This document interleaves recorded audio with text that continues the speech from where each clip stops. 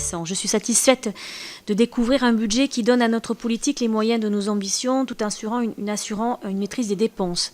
Un budget pensé avec une approche globale, mais s'il doit être mis en relief avec la politique portée dans les autres missions budgétaires. Le budget de cette mission Cohésion des territoires est un budget de transformation qui porte l'ambition de remettre du sens dans l'action publique.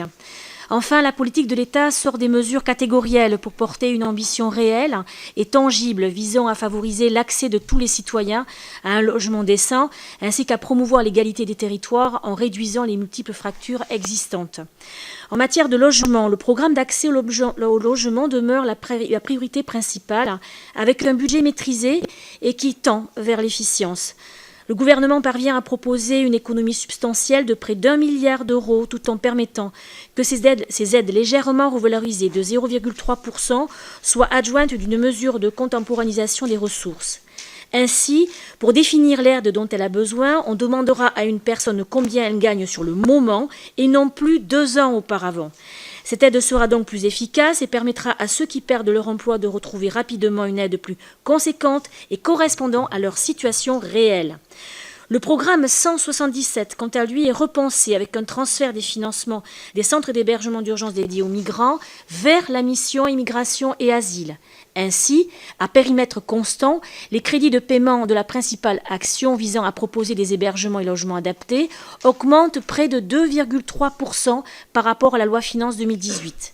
Face à un constat implacable où seulement 619 places ont été ouvertes en pension de famille en 2018, tandis qu'il s'agit d'une mesure nécessaire et à forte valeur sociale, les choix qui s'imposent ont été faits pour accélérer la mise en œuvre de la stratégie logement d'abord, avec une augmentation significative de 3,7% du budget dédié, correspondant à plus de 11,5 millions d'euros supplémentaires pour l'année prochaine. Ce dispositif des pensions de famille, et j'insiste, est un outil clé pour sortir des gens de la rue et leur permettre une réinsertion sociale. Mais si ce budget se veut faciliter l'accès au logement, il vise également à assurer la qualité des logements proposés.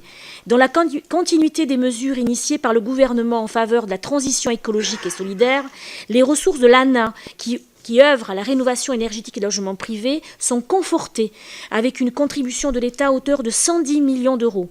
Dans le même temps, le projet de loi de finances prévoit un nouveau dispositif d'aide aux travaux des propriétaires modestes via une mesure de 17 millions d'euros qui contribuera notamment à la résorption de l'habitat insalubre dans les territoires d'outre-mer. Je me félicite de la volonté manifeste du gouvernement de réaffirmer le besoin de réduire les écarts de développement entre les quartiers urbains défavorisés et les autres territoires de la République. Avec une augmentation de près de 85 millions d'euros, l'État se dote d'un budget renforcé de 20% qui doit être employé utilement pour retisser le lien social, le développement économique, l'accès à l'emploi et l'égalité des chances.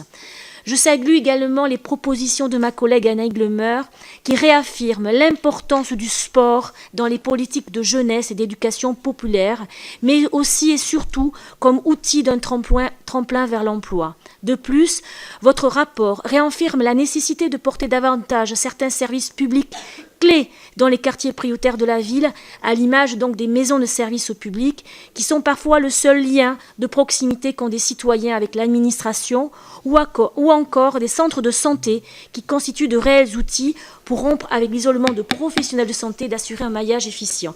Permettez-moi de conclure sur un regret très personnel qui concerne notamment les centres socioculturels. Ces espaces constituent parfois le seul lieu, laïque, accessible à chacun, permettant de tisser ou de retisser du lien social. Leur présence sur les territoires et notamment dans les quartiers prioritaires de la ville devrait donc, à mon sens, être réaffirmée et soutenue par cette augmentation budgétaire sensible à destination de ces territoires. Pour terminer, ce budget apparaît en cohérence avec les orientations politiques défendues par le gouvernement. C'est pourquoi je le soutiendrai avec volontiers.